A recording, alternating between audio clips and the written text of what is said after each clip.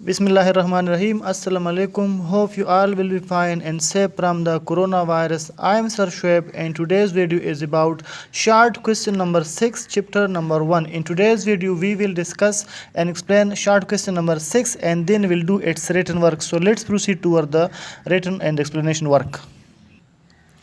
So dear student, first of all, open your notes at page number 6, short question number 6. Why was it felt necessary to form Muslim League? हमारा आज का जो सवाल है वो है कि मुस्लिम लीग की बनाने की ज़रूरत क्यों महसूस हुई, ये क्यों ज़रूरी महसूस किया गया कि मुस्लिम लीग को बनाया जाए। तो सबसे पहले हम इस सवाल को एक्सप्लेन कर लेंगे, फिर उसके बाद जिस तरह हमने पहले जो पैटर्न था उसको फॉलो किया था उसी के मुताबिक हम इसकी जो रिटन वर्क है वो अपनी नोटबुक में, नीट नोटबुक में वो रिटन वर्क कर लेंगे। फर्स्ट हमारे पास आंसर में जो हेडिंग है इंट्रोडक्शन का है। इस सवाल के तारुफ की तरफ जाते हैं। सबसे पहले the all Indian national Congress was formed by A.O. Hume, Elon Octavian Hume. All India national Congress या तमाम हिंदुस्तानियों का जो कांग्रेस है, इज्तिमा है, गैदरिंग है, वो A.O. ह्यूम या पूरा नाम जो है एलन ऑक्टेवियन ह्यूम था, उसने बनाया था। Who was a retired British officer, जो कि एक रिटायर्ड सरकारी अफसर थे, अंग्रेज़ सरकार के एक रिटायर्ड ऑफिसर थे। वो इंडियन सिविल सर्विस ICS के ऑफिसर थे। रिटायरमेंट के बाद वापस हिंदुस्तान नहीं गए थे, वापस बरतानिया नहीं गए थे, हिंदुस्तान में ही आबाद हो गए थे और शिमला में वो रहते थे।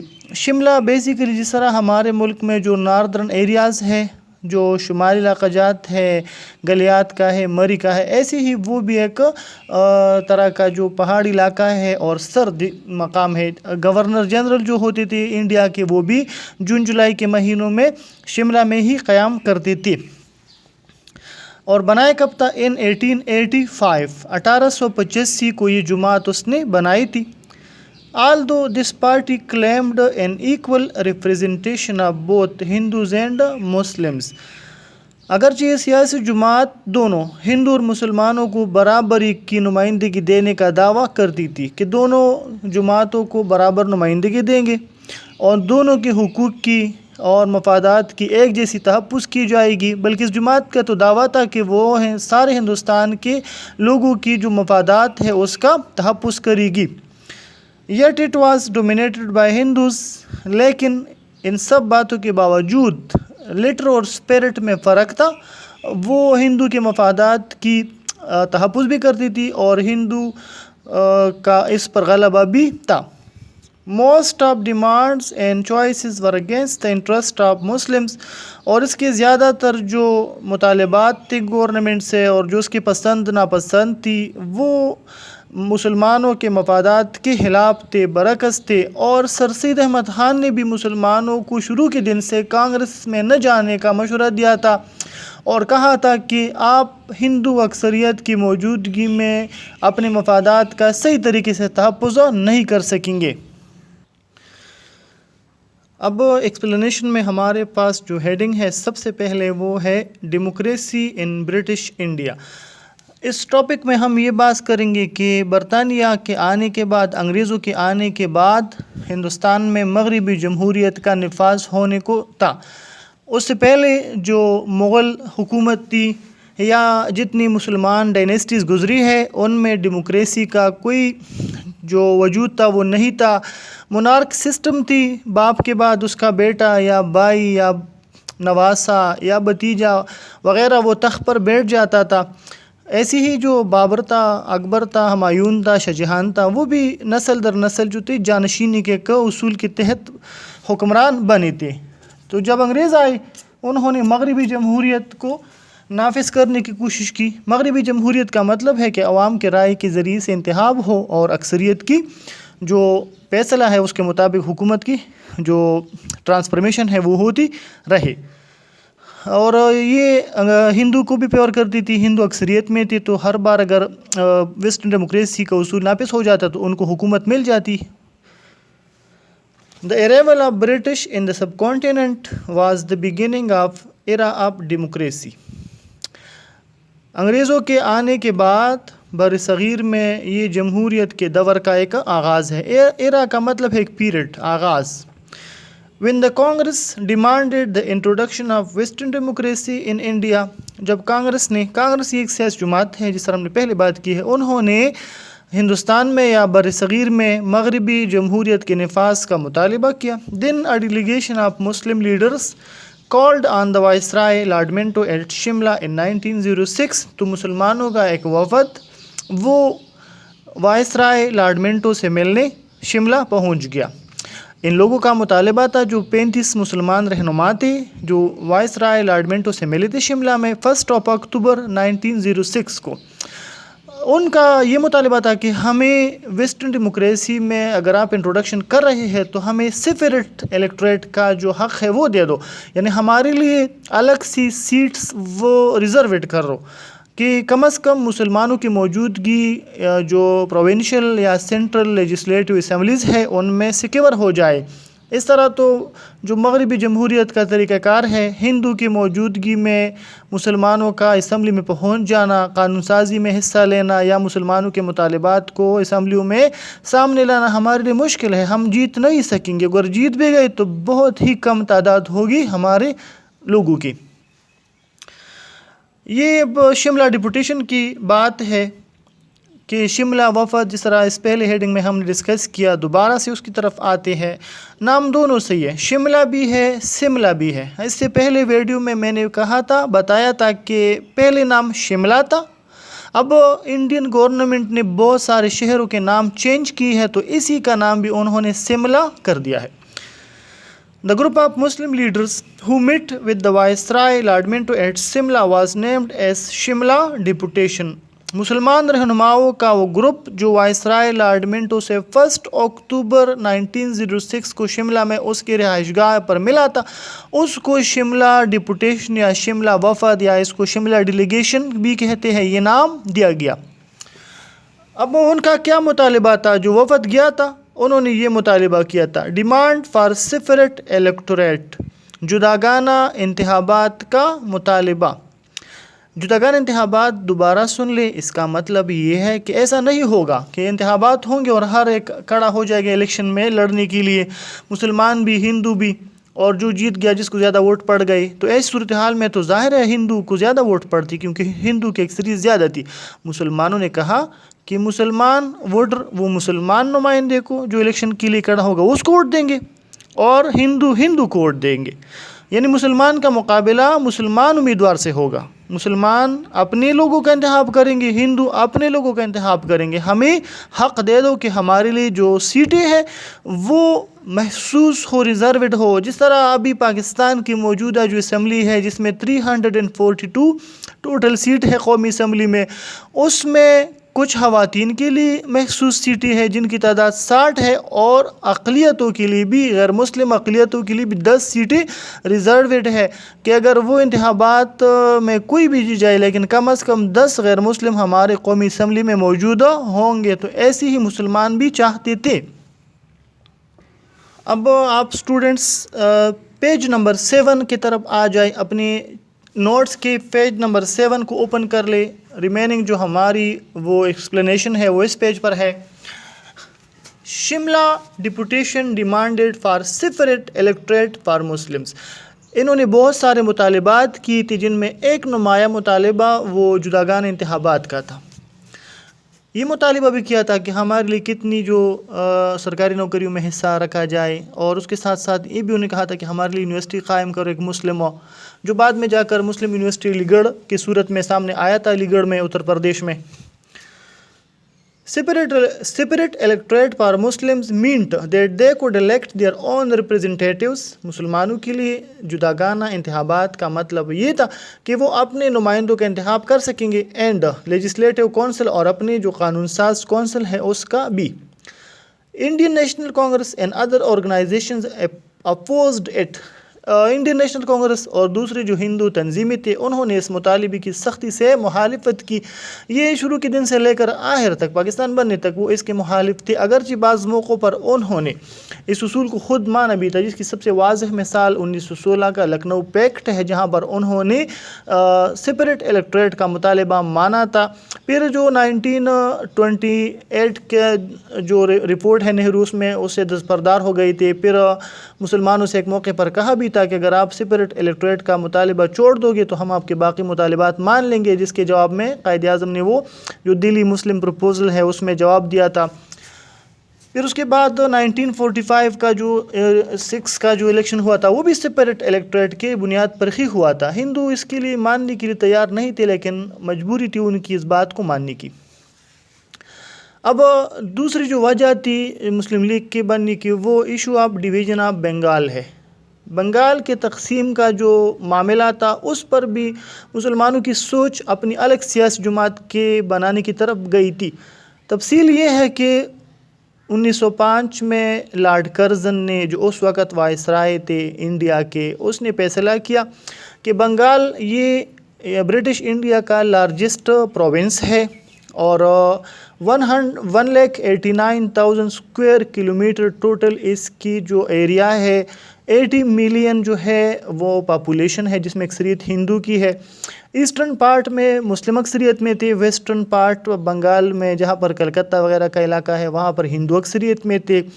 جتنے سارے وہ فیکٹریز تھے، یونیورسٹیز تھے، کالجز تھے، ہائی کورٹ تھا یا نیوز پیپر کے جو آفیسز تھے یا انڈسٹریز جو یونٹ تھے، وہ سارے وہ ویسٹ پارٹ میں تھے جہاں پر ہندو کا اس پر غلبہ تھا، مونیپولیشن تھی، مونوپلی تھی. اور ایسٹرن پارٹ میں جہاں مسلمانوں کی اکثریت تھی وہ نسبتاً کمزور تھا، پور تھا، جو اکنامک سچویشن تھی وہ خراب تھی، صرف لوگ جو تھے وہ فارمنگ کرتے تھے. تو اس نے سوچا کہ یہ صوبہ بڑا ہے، ایک گورنر کے لیے اس کا چلانا مشکل ہے. اس نے خود ہی فیصلہ کیا، برطانیہ سے یا برٹش پارلیمنٹ سے منظوری لے لی اور جون 1905 میں اس کو 2 پارٹس میں ڈیوائڈ کیا، ایسٹرن پارٹ میں اور ویسٹرن پارٹ میں.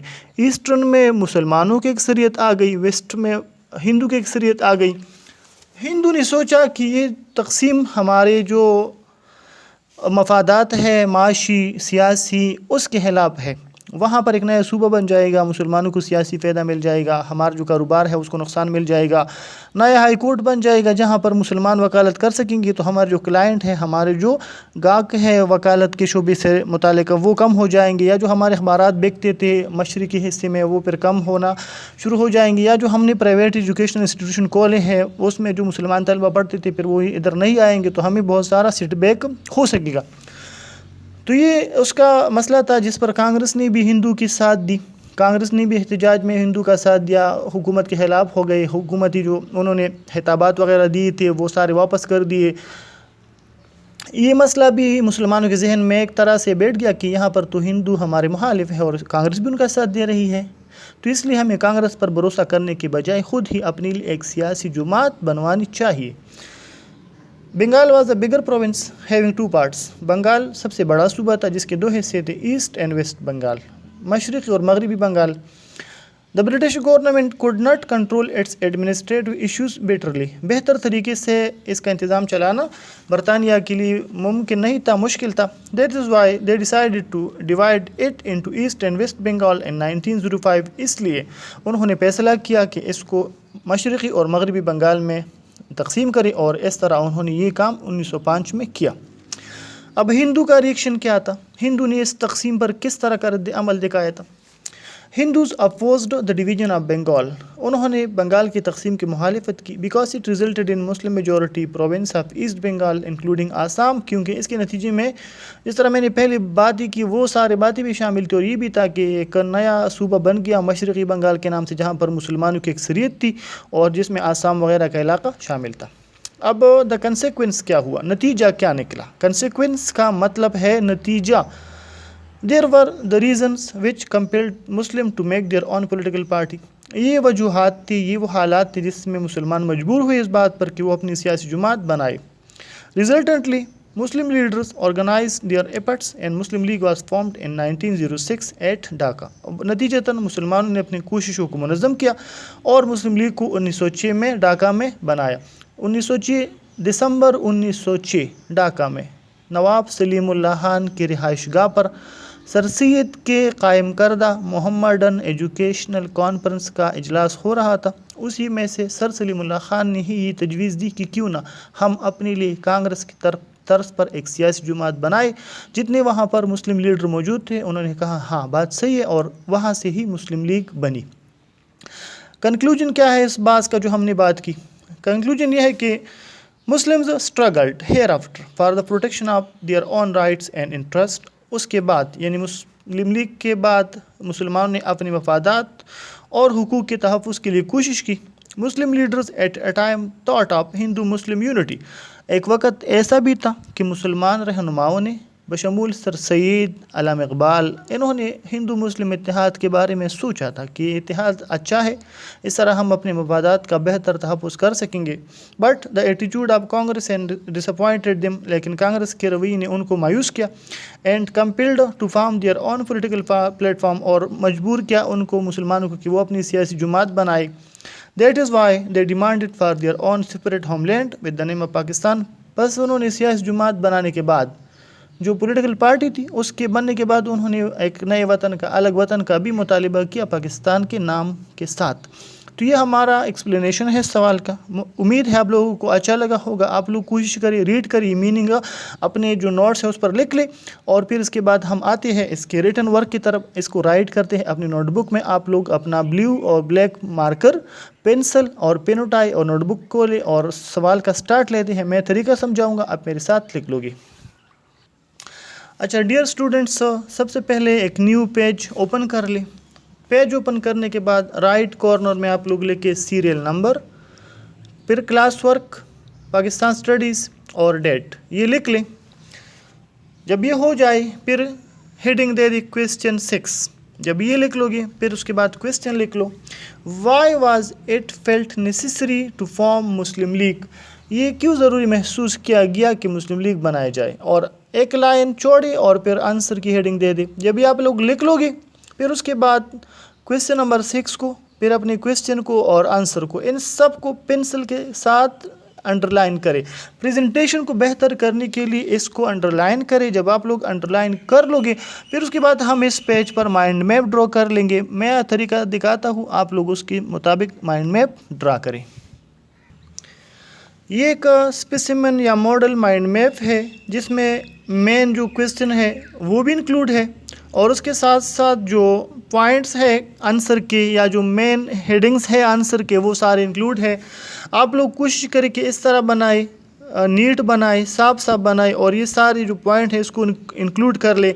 ये फर्स्ट पेज पर बनाए। अगर फर्स्ट पेज पर नीचे जगह रह गई 4-5 लाइन तो फिर अपना जो फर्स्ट हेडिंग है इंट्रोडक्शन का वो इसी पेज पर, और अगर यहाँ जगह कम है तो फिर अगले पेज पर आप लोग स्टार्ट ले ले और बाकायदा से रिटन वर्क का जो इसका एक्सप्लेनेशन वगैरह है वो लिख ले, इसको देख ले, यहाँ से ही आइडिया ले ले और ये माइंड मैप अपने जो नोटबुक है उसमें नीट साफ बनाए।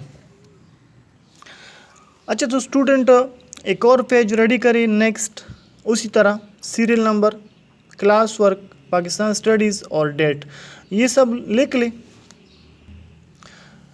जब ये सब आप लोग लिख लोगे इंट्रोडक्शन की हेडिंग दे दो। इंट्रोडक्शन की हेडिंग के नीचे पेंसिल से लाइन ड्रॉ कर लो, यानी अंडरलाइनिंग कर लो। फिर जब ये हो जाए तो फिर फर्स्ट पैराग्राफ जो है उसको लिख लो।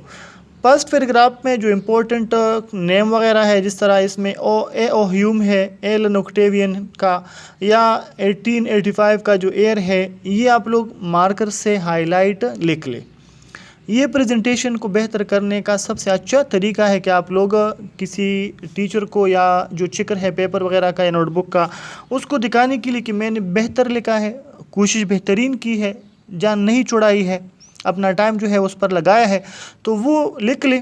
जब ये लिख लोगे पूरी तरह पैराग्राफ फर्स्ट ख़त्म हो जाए, फुल स्टॉप लगाए, फिर अगला हेडिंग दे दे। अगले हेडिंग को भी पेंसिल से अंडरलाइन करें।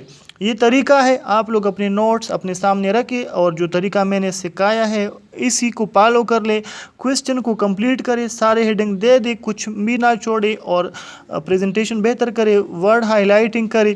اس کے بعد جب آپ لوگ اینڈ تک پہنچ جاؤ گے تو اینڈ میں جو لاسٹ سٹیج ہے، لاسٹ جو پارٹ ہے کویسچن کا، اس کو کیسے فنش کریں گے اس کی طرف آتے ہیں، میں سمجھاتا ہوں۔ اچھا اسٹوڈنٹس، یہ ہمارا لاسٹ ہیڈنگ ہے اس کویسچن کا، کنکلوژن کا۔ اس کے نیچے بھی آپ لوگ انڈر لائننگ کرو گے، یعنی پینسل سے لائن ڈرا کرو گے، پیراگراف کو پوری طرح لکھو گے، اور کنکلوژن میں بھی جو امپورٹنٹ نیمز ہے، ورڈز ہے، ڈیٹ ہے، اس کو کوشش کر کے ہائی لائٹ لکھے، کم از کم 2 یا 1 ورڈ اس میں ہونا چاہیے، زیادہ نہ لکھے، زیادہ لکھنے پر ٹائم زیادہ ختم ہو جاتا ہے یا وہ کنزیوم ہو جاتا ہے، تو پھر پیپر میں آپ لوگوں کے لیے اتنی ہائی لائٹنگ کرنی پاسبل نہیں ہوتی، ٹائم مینجمنٹ کا پھر مسئلہ ہو جاتا ہے۔ تو آپ لوگ کوشش کر لیں کہ بہتر لکھے، صاف لکھے، جس طرح میں نے لکھا ہے کنکلوژن، پھر اس کے نیچے فل پیراگراف لکھا ہے جس میں امپورٹنٹ جو کچھ ورڈ ہیں وہ میں نے ہائی لائٹ لکھی ہے۔ یہ طریقہ ہے، اس کو فالو کر لیں، اور جب آپ لوگ اینڈ تک پہنچ جاؤ گے تو پھر کویسچن کے اینڈ میں ڈبل جو فنشنگ لائن ہے وہ ڈرا کر لیں۔ ڈبل فنشنگ لائن اس لیے ڈرا کر لیں، دوبارہ سے سن لیں تاکہ جو چیکر ہے اس کو معلوم ہو جائے کہ کویسچن جو ہے یہاں پر فنش ہوا ہے۔ اگر آپ لوگوں نے فنشنگ لائن ڈرا نہیں کی تو جو چیکر ہے وہ سمجھے گا کہ اس نے کچھ چھوڑا ہے، یا مطلب اس کا جو آنسر ہے وہ انکمپلیٹ ہے۔ تو فنشنگ لائن کی بھی امپورٹنس ہے، یہ آپ کے بات کا ثبوت ہے کہ آپ نے کویسچن جو ہے وہ فل لکھا ہے۔ یہ طریقہ ہے، سٹارٹ لے لیں، ابھی یہ لکھ لیں، پہلے ڈاؤن لوڈ کریں اس کو، پھر دیکھ لیں کویسچن کو، سمجھے میننگ وغیرہ کو سمجھے، پھر جو ہے وہ مائنڈ میپ وغیرہ صحیح سے ڈرا کر لیں اس کے ساتھ ساتھ ٹھیک ٹھاک طریقے سے، تاکہ کچھ مسئلہ نہ ہو۔ آپ لوگ بہتر طریقے سے اس کو لکھ لیں، خوبصورت لکھ لیں اور ٹائم پر لکھ لیں، ٹائم ضائع نہ کریں۔ جب آپ لوگ آؤ گے تو آپ کی جو نوٹ بک ہے وہ کمپلیٹ ہو، صحیح ہو، ٹھیک ٹھاک آپ لوگوں نے لکھا ہو۔